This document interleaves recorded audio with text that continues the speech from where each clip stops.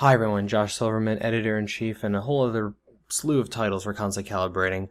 I wanted to introduce, essentially this is a pilot for a new kind of show we're going to do on constant calibrating. It's just a simple vlog, video blogging kind of thing. But the idea of it is to give you guys a little look into maybe behind the scenes a little bit what we're doing constant calibrating, as well as, pre-event stuff, post-event stuff, and just what's on our mind, and it'll give me another avenue to talk to you guys versus just the written stuff that we are mostly known for. Plus, it'll allow us to put up more regular content on YouTube again, because these are pretty easy to edit, and editing is our main issue. Now, that being said, this is the third time I am recording this because I lost audio on the first time, and the second time it desynced horribly, so we're trying this with better equipment to see if we could do something for you to actually get this content out there, so hopefully you like it. That being said, I thought I would talk about Phoenix Comicon. This time, Phoenix Comicon was this past weekend out here for the 2016 event, and I'm well known for being a bit critical of the event. Now, I try to do my criticisms in a way where I can give advice on future stuff. How they can improve, how they can make the event better. I never want to just be judgmental and be like, fuck these people. Because it's my home con. I want it to do well. That being said, the event actually, for me personally, went a lot better. Now, a large part of that was my own personal aspects that I decided to be more proactive about getting interviews, i.e. going up to people and saying, hey, can I interview you, versus grumbling that Phoenix Comicon doesn't appreciate their small media, which they still don't. There's a lot of people giving us information about one thing while other people are saying other things. Phoenix Comicon still has this major issue of their volunteers and even their staff all having different ideas of how things work and not seeming to have a cohesive idea. This was very representative with when I first got to the event, and I got on the very lengthy line on Friday morning.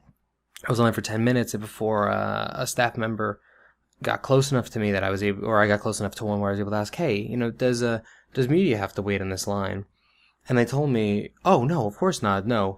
We want to get you guys in as quickly as possible, because in my case, I had an interview in 20 minutes, and this line was looking like it was an hour long. It turned out it was.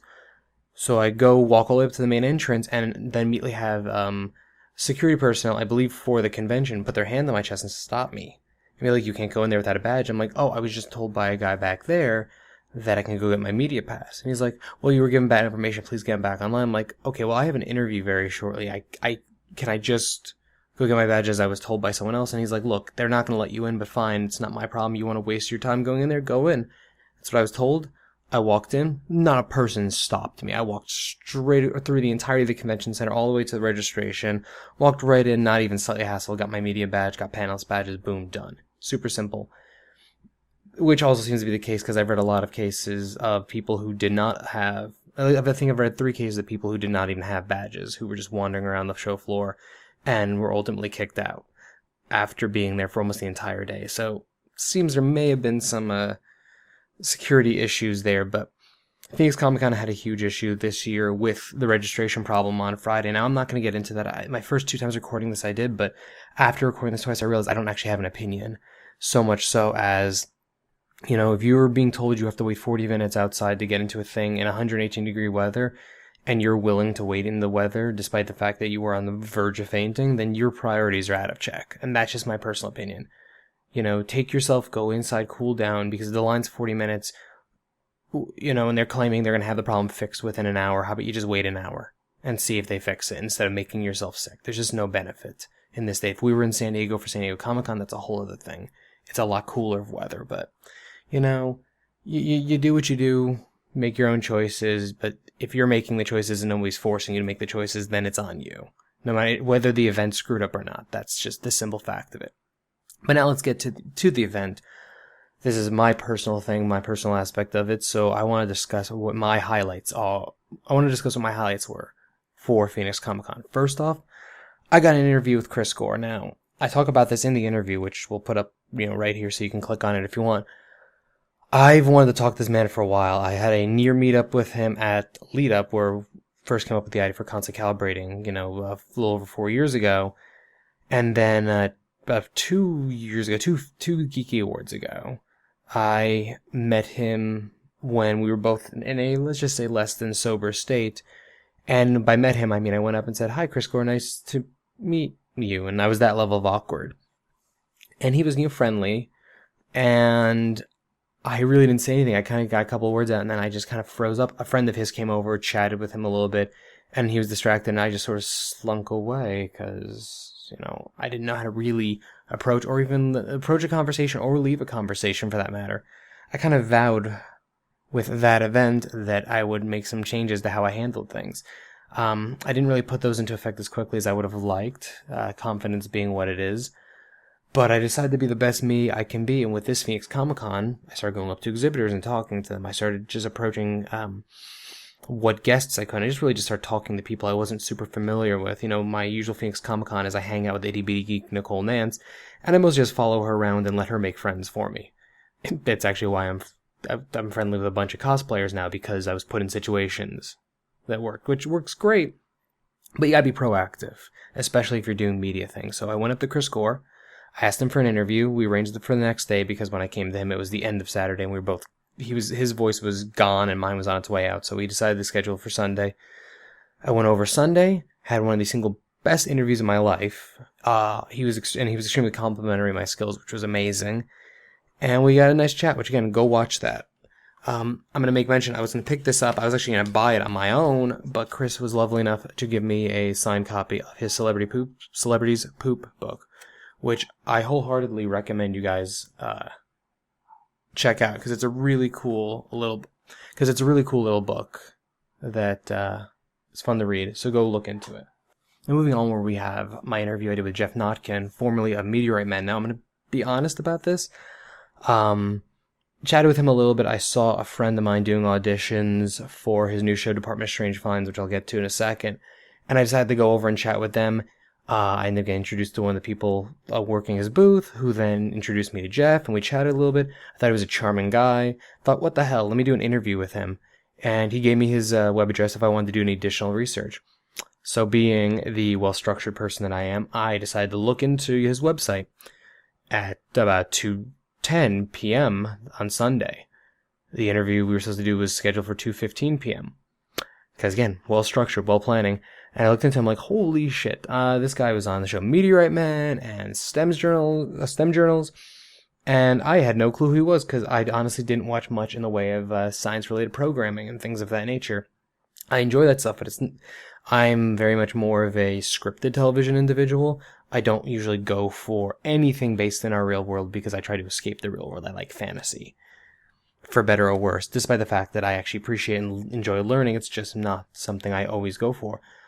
Jeff kind of has changed my mind on that a little bit because I ended up chatting with him for this interview, and it was a lot of fun. Again, charming individual, much like Chris Gore, who, I really would like to be friends with now after chatting with him because it's a great thing. I want to be like best friends with Jeff because Jeff was an outstanding person to chat to, and I want to get to the Department of Strange Finds, his little bad choice words, his show that he's working on. They're going to be doing, I don't know the wording of this.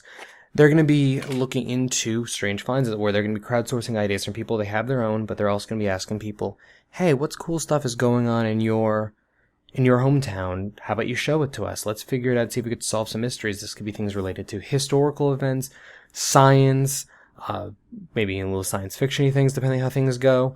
There's a lot of options to it, and the big goal for them is they're going to solve the things. If there's an issue, they're actually going to solve the problem. They're not going to just be like, I started to pick on this show, but kind of ghost huntery kind of thing where, oh, maybe there are ghosts kind of thing. Like their intent is to solve stuff and not leave, some hanging things. So I like it. I like it a lot.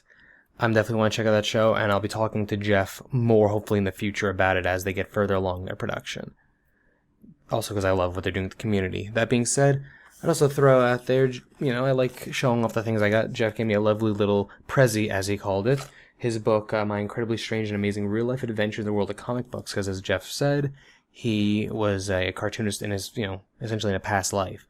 So, or in a past part of his life. So he gave me the book, and I've only had a chance to read a little bit of it, but again, absolutely loving what I've read. And as I said, I like talking to the guy, so I want to know more about him and more about his insight and the way his mind works. We're going to move on to Charged Concepts, which you can see here, this lovely little battery pack. Charge Concepts makes battery packs for, portable stuff for any person. Like, I've used them when I've been in Disneyland for a whole day, running conventions. If you're using your phone a lot, it's nice to have a pack on hand that can recharge your phone and keep you going. Especially in cases like if you get in danger and you need your phone on hand, it's always good to have something like that. Now, Charge Concept does this cool thing where there's a 1-year warranty. Any damage, anything like of that nature, they'll replace it. In addition, they did this cool other aspect where for $5, you do a down payment of $40, which is the full cost on site. You give them $40, you get one of these. You come back at the end of the day, once your phone's charged and you're done using it, they give you back $35, so it's a $5 rental fee. I like the idea of that, but Wayne Penn, great conversation with him, great interview as well that you can go watch. We chatted and just, keeping things open, did get this as a gift. But that being said, despite being a gift, I've used it. It's really cool. It actually works better than mine. Mine actually happened to die right after I got this one. Probably felt betrayed, as it were. But I'm hoping to discuss with them maybe making some custom constantly calibrating ones, because we had a great time at our panel, which I'll get to in a minute. And I'm hoping to do booths at future events. So I don't know. Would you guys be interested in maybe a constantly calibrated, branded battery charger? Just something to, that's actually useful. T-shirts are great. We want to make t-shirts. Posters and stuff like that are also great if there's a need for them, but this is actually something practical you can have. So let me know your thoughts on that in the comments or wherever you see fit.